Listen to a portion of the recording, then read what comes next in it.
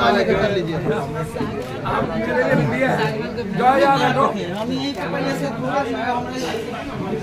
ऐसे पीछे करके करिए ना, ऐसे नहीं होगा। फोटोग्राफर हम जाएंगे ना। दादा थोड़ा देर चुप रहिएगा, मार 5 मिनट में खत्म कर देंगे। खड़ा होंगे। साइलेंस।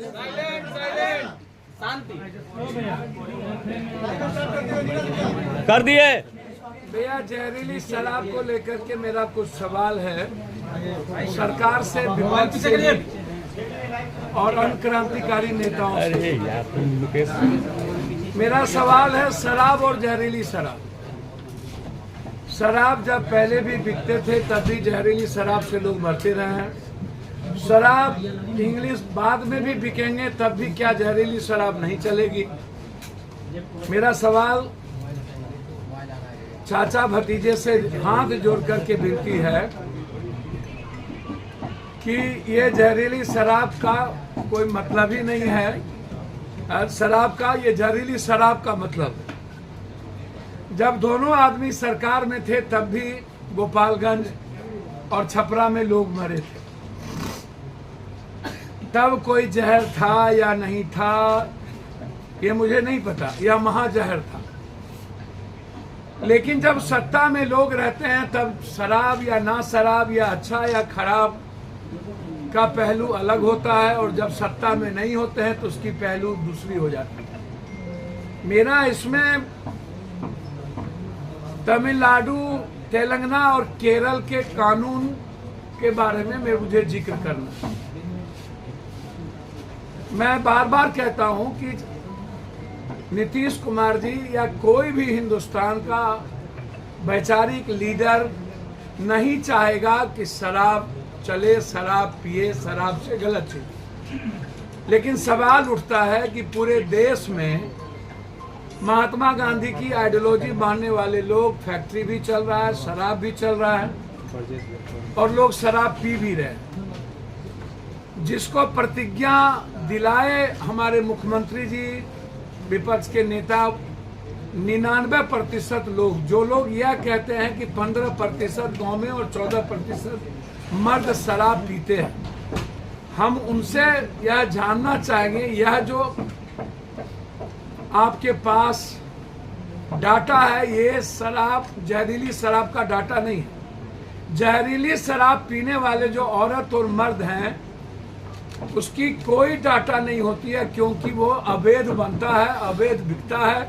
बनाने वाले लोग अवैध होते हैं, बेचने वाले लोग अवैध होते हैं, बेचवाने वाले लोग अवैध होते हैं, और पीने वाले गरीब होते हैं, तो उसका कोई डाटा नहीं।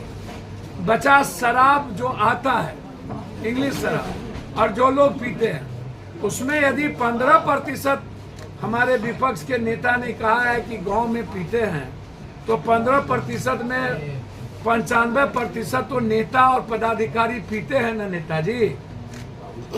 15% में पुरुष में सबसे ज्यादा तो पैसे वाले और ये लोग पीते हैं, मिडिल क्लास के लोग कम पीते हैं। और जिसको जेल की बात आप कर रहे हैं वो तो देसी शराब पी करके जेल में बंद हुए हैं, जहरीली शराब पी के बंद हुए हैं। वो शराब पी करके तो बंद हुए नहीं, वो शराब पीने वाले और खरीदने वाले बिल्कुल लोग अलग हैं। उतना महंगा शराब खरीदने की क्षमता गांव के जो सबसे ज्यादा बिलो पॉवर्टी लाइन और मिडिल क्लास के लोग हैं वो नहीं है नेताजी। ये समझ और ज्ञान कब होगी आपको?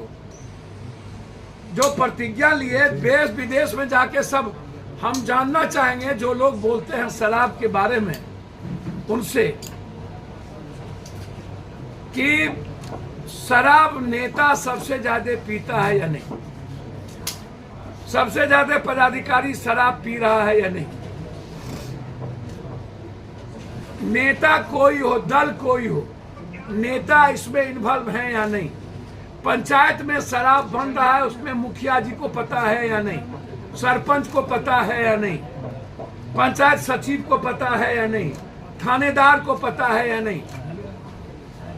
फिर तमिलनाडु और केरल के तट पर अभी तक जहरीली शराब बनाकर बेचने वाले लोगों के खिलाफ आजीवन कारावास की सजा का प्रावधान आज तक क्यों नहीं किया गया?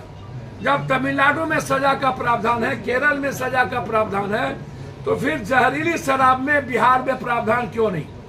सबसे ज्यादा हिंदुस्तान में जहरीली शराब में मरने वालों की संख्या बिहार है, और वो जहरीली शराब से मरने वालों की संख्या 1000-2000 से ऊपर है निकट भविष्य में। तो ये कानून आप दोनों आदमी सत्ता में थे तब भी ला सकते थे। आज दोनों आदमी के पास बहुमत है सदन में, पक्ष और विपक्ष, तो आप ये कानून ले आइए और उस कानून में यह भी दीजिए कि पंचायत, जिस पंचायत में जहरीली शराब बिकेगा वहां के मुखिया जी और सरपंच साहब, वार्ड सदस्य और पंचायत समिति को पद से मुक्त कर दिया जाएगा, वहां के थानेदार को डिस्चार्ज कर दिया जाएगा और डीएसपी और एसपी पर इंक्वायरी बैठा करके उसको प्रमोशन रोक दिया जाएगा। आप एक कानून बनाइए कि आजीवन वहां के थानेदार, फिर उसको नौकरी बर्खास्त कर दी जाएगी। आप प्रावधान लाइए। आप 20 सालों में 2-2 बार सबकी ये बाय दी वे सस्पेंड होता है और फिर दूसरे महीने 20 लाख रुपया देके पोस्टिंग कर लेता है।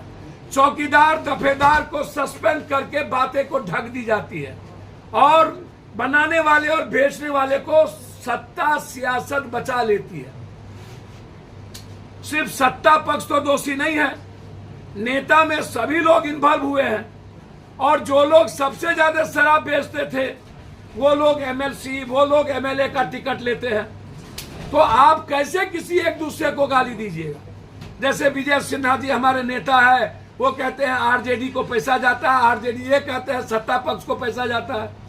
सही माने में जब लगातार 20 सालों के अंदर शराब आ रहा है, शराब पकड़ा रहा है, रेवेन्यू बाहर जा रही है और बिहार का पैसा माफियाओं और पदाधिकारियों के बीच बंदरबाट हो रहा है, तो उसमें नेता कोई हो तो सभी दल के नेताओं को पैसा जा रहा है। मौत पर राजनीति क्यों? 113 आदमी मरे हैं अभी तक, 113 आदमी, 113 आदमी। डीएम एसपी साहब बैठ करके जबरदस्ती दबंगाई करके लाश को जला दिया, बैठ करके। 51-52 आदमी नहीं, 29 आदमी को तो हमने पैसा दिया कल रात तक, 29 अंतिम तक, और 5 गांव हम नहीं जा सके। 113 आदमी लगभग मरे हैं। नाम सहित मेरे पास आ रहा है किस किस गांव कौन कौन लोग मरे हैं। क्यों आनंद फानंद में जला दिया गया? क्यों 2 दिन कैंप करके अब जला दिए?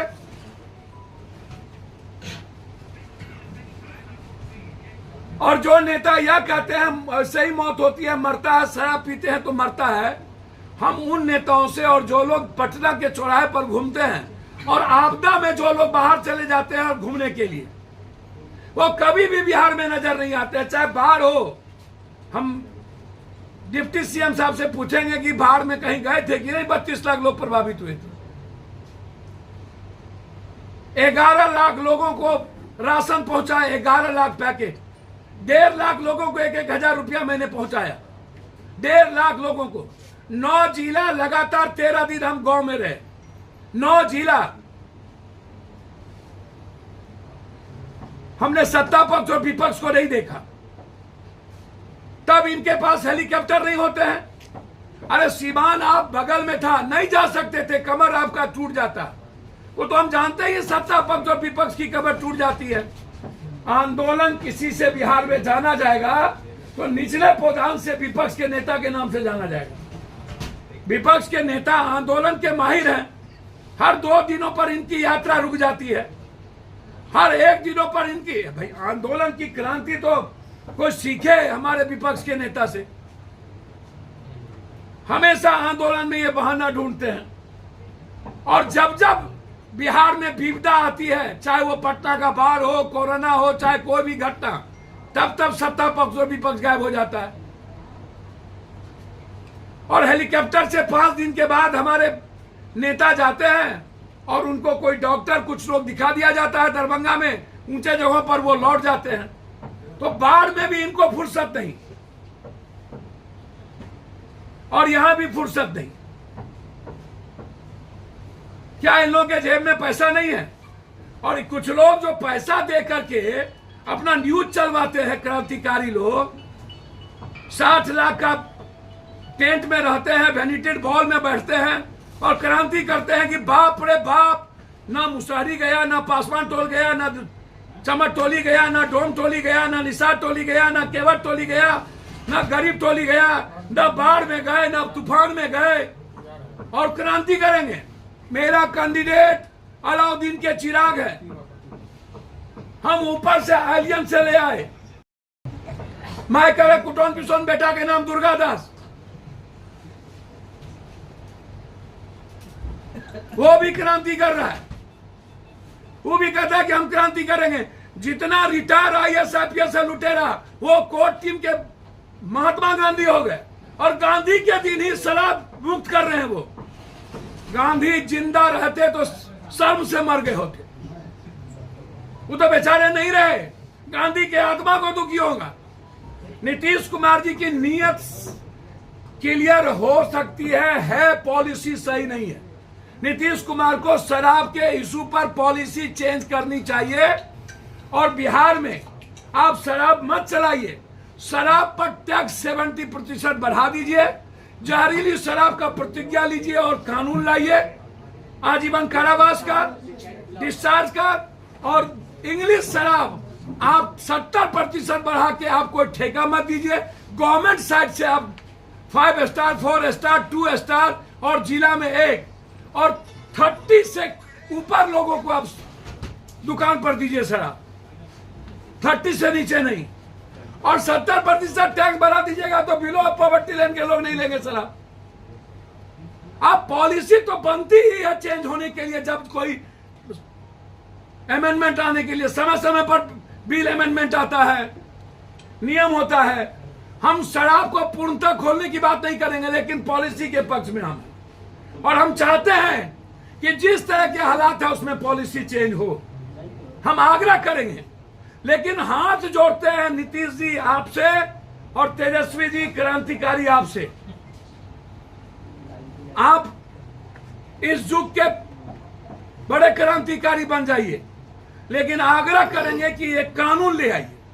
और जहरीली शराब जो आपके यहाँ, आपका घर है सिवान, आपका घर है छपरा, आपका घर है गोपालगंज, और आप ट्विटर पर जवाब दे रहे हैं। और आप सरकार में थे तब आपके यहाँ छपरा सिवान हुआ, तब आप कुछ नहीं बोले, तब आपको कानून चेंज करने की बारी आई। 20 साल पहले कानून बना तो 20 साल बाद आप जब आए थे तो आप कहते कानून चेंज कर दीजिए। 2 बार आप सत्ता में रहे, 2-2 साल। जब आप हटते हैं तब आपको नजर आती है जहर और जहरीला। इसीलिए शराब जैसी चीजों पर और मौत जैसी चीजों पर राजनीति ना हो, मेरा आग्रह है हाथ जोड़ के। और जिस थाना में शराब जहरीली से मरता है वो उसकी नौकरी बर्खास्त हो, इंक्वायरी सेटअप हो DSP पर, उसका प्रमोशन रोका जाए और बनाने वालों के खिलाफ सबसे बड़ा कानून लाया जाए। और जिस पंचायत में ये घटना घटती है वहां के मुखिया, सरपंच, वार्ड सदस्य, पंचायत समिति, उनको पद मुक्त किया जाए। टीवी तेजस्वी यादव। दूसरी चीज, सबसे बड़ी बात, आदरणीय नेता गिरिराज जी 3 मिनिस्ट्री रहे, वो तीनों मिनिस्ट्री में वो लड्डू टाइटर फिश, एक भी काम बिहार में नहीं आज तक। एक काम कोई उसका दिखा दे हमको। मैं गिरिराज बाबू पर इसलिए नहीं बोलना पसंद करता हूं कि वो भूमिहार समाज से है, पेट में दर्द हो जाएगा एक बार को, इसीलिए मैं नहीं बोलता हूं। हम हट जाए इसीलिए मैं नहीं बोलता हूं। गिरिराज दादा यदि दूसरे जात से होते, हम लोग के जात से, तब मैं उन्हें बताता दुनिया क्या है। आप डरते हैं क्या उस समाज से? भैया उस समाज की इज्जत करते हैं और जात की और समाज की इज्जत करनी चाहिए किसी भी कीमत पर। पप्पू यादव को भगवान से डर ही नहीं है, खुदा से तो और किससे डर होगा। आपने कहा कि मेरे समाज के होते तो बता देते। मैंने कहा मेरे समाज का यदि इस तरह का नफरत पैदा करता तो हम तब बताते कि नहीं करने देते। लेकिन यदि अभी जो त्रिशूल लेकर के दंगा फैलाने का ठेका लिए हुए हैं और जो कहते हैं, मैं गिरिराज दादा को एक नसीहत नहीं दूंगा, आग्रह करूंगा।